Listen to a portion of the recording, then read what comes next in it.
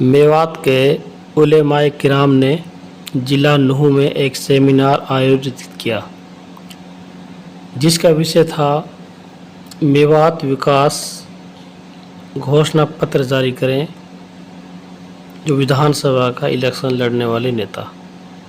इसका नाम उन्होंने रखा मेवात जन अधिकार कॉन्फ्रेंस।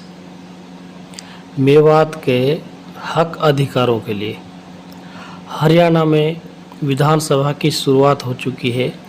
इस बार के चुनाव में मेवात के अधिकारों को लेकर उलेमा हजरात पूरे जोश व संजीदगी के साथ मैदान में उतर चुके हैं। मेवाती उलेमाओं ने वर्षों से चली आ रही मेवात की मूलभूत मांगों को रखा है कि जो इलेक्शन लड़ने वाले विधानसभा के जो नेता हैं ये लोग इन मांगों को अपनी पार्टी के थ्रू पूरा करवाएं। जैसे कि इनमें से मुख्य मांग है मियो कौम को एसटी का दर्जा दिया जाए। नंबर 2, दिल्ली से अलवर तक रेल लाइन निकाली जाए। मेवात को यूनिवर्सिटी दी जाए। शिक्षा व स्वास्थ्य पर बहुत काम बाकी है, वो पूरा किया जाए। मेवात के हर खेत को पानी व हर घर को पीने का पानी दिया जाए। व दिल्ली अलवर रोड को 4 लेन किया जाए और जो भी मेवात की मूलभूत आवश्यकता है उनकी पूर्ति की जाए। मेवाती उलेमाओं ने सभी इलेक्शन लड़ने वाले नेताओं से दरखास्त की है कि वे अपने अपने मेवात हित के लिए घोषणा पत्र जारी करें। संसद के ऐवानों के नाम पार्टी कोई भी हो, जिसका भी कैंडिडेट हमारे पास चुनाव लड़ने आता है, उन ऐवानों के नाम हमें एक पैगाम देना चाहते हैं कि भाई आपकी नाक कितनी बड़ी है। आप चाहे राहुल गांधी हो, चाहे खड़गे हो, चाहे दूसरी पार्टियों के सरबराह हो, आपकी नाक अगर इतनी बड़ी है कि आप नाक में मक्खी नहीं बैठने देते तो फिर आप वोट क्यों मांगते हो? और वोट मांगते हो तो जिन समाजों से वोट मांगते हो उन समाजों के अंदर आप अपनी पार्टी चलाने के लिए तो दुनिया भर के पैसे लगा देते हो। समाजों की डिमांड पे, उतारते पे, हक पे, अधिकार पे आप क्यों टीम ऐसी नहीं बनाते जो आपको ये बताए कि इस कौम की, इस इलाके की, हम मेवात की बात नहीं कर रहे, हम हिंदुस्तान की बात है कि आपके अंदर क्यों ऐसे सिस्टम नहीं है। तो हम पार्टियों से मुतालबा करते हैं कि वो कौम और वंचित वर्गों के, जिसमें मुसलमान की बड़ी इकाई है, हमारे राजनीतिक सामाजिक अधिकारों का मुल्क में हनन हो रहा है, उस हनन को रोकें।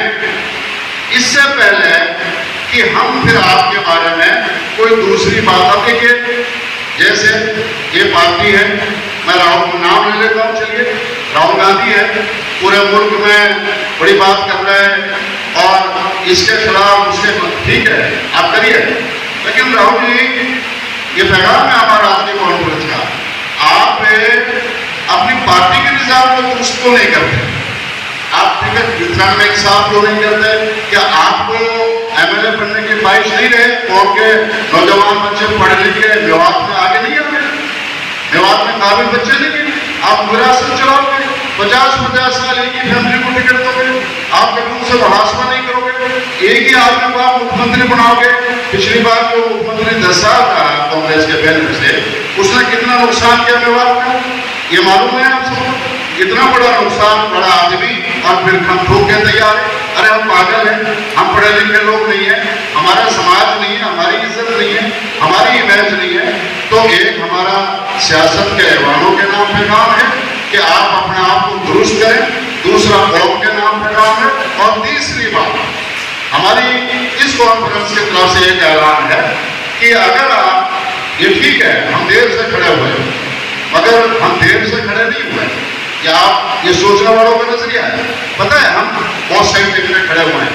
क्यों खड़े हुए हैं? कि हरियाणा का चुनाव तो कल हो जाएगा, हिंदुस्तान में और भी तो चुनाव होने के नहीं होने, उलमा तो पूरे हिंदुस्तान में है कि नहीं है?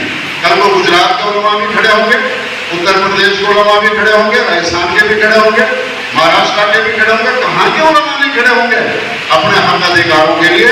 इसलिए ये हमसे कहाँ तक लड़ेंगे, कहाँ तक जीतेंगे? अगर हमारा दिल दुखाया, अगर मेवात का दिल दुखाया, और हमें क्यों हाथ देना चाहिए? इसलिए हाथ देना चाहिए, दो चीजों में हमारा कोई जवाब नहीं है। एक हमारी ये चीज है, इस मुल्क की आजादी के लिए हमने कुर्बानी दी है, सारे वक्ताओं ने इसमें बताया है, तफसील से बताया। और दूसरा, हमारी भारत के समाज के निर्माण में एक बहुत ही महत्वपूर्ण विशाल किरदार है। हमें भाईचारे को भी इस मुल्क में आगे बढ़ाना है, हमने भाईचारे को आगे बढ़ाया। हमारे मुकाबले की हिस्ट्री, हमारे मुकाबले की तारीख, हमारे मुकाबले का इतिहास किसी दूसरे समाज का मुश्किल से ही मिलेगा। मैं समाजों में तुलना नहीं करना चाह रहा, मगर मैं ये कहना चाह रहा हूँ, हमारा जैसा बाबर में, राणा सांगा के हिस्ट्री में क्या है? राणा सांगा ने साथ दिया हमने बाबर का इनकार, बाबर को नकारा हमने, ये भाईचारा नहीं है। उसके पहले जब आप हिस्ट्री में जाओगे, जो हमारे मेवात के इतिहासकारों की नजरों में शायद कुछ हमें यह मंजर यहाँ पे लाएगी, उससे पहले भी दर्जनों बार हमने ऐसा किया है कि हमने इस मुल्क के बाशिंदे की हैसियत से वतन के भाइयों का साथ दिया, और बतौर मुस्लिम होने की हैसियत से हमने उन नवाबों का और उन शहनशाहों का साथ नहीं दिया जिनकी नीयत में हमें खोट दिखाई देता है।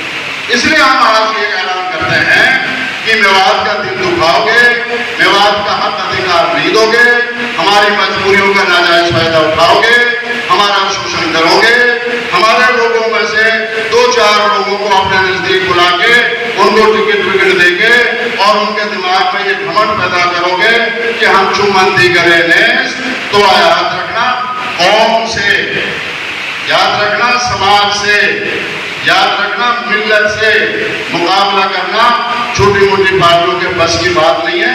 और जो देश में बड़ी पार्टी बन रही है उनके बस की बात भी नहीं है। कहीं ऐसा ना हो कि जिन्होंने कहा कि भारत देश से, एक पार्टी का नाम लेके कहा कि भारत मुक्त कर देंगे उसे, कहीं ऐसा ना हो कि वो तो उसकी तो औकात नहीं थी, लेकिन हमारी औकात है, हमारी हैसियत है। अगर हमने नजरें बदल ली तो बिठा के दिल्ली के दरवाजे से, दिल्ली के शहर से बाहर निकलने की हैसियत नहीं रहेगी।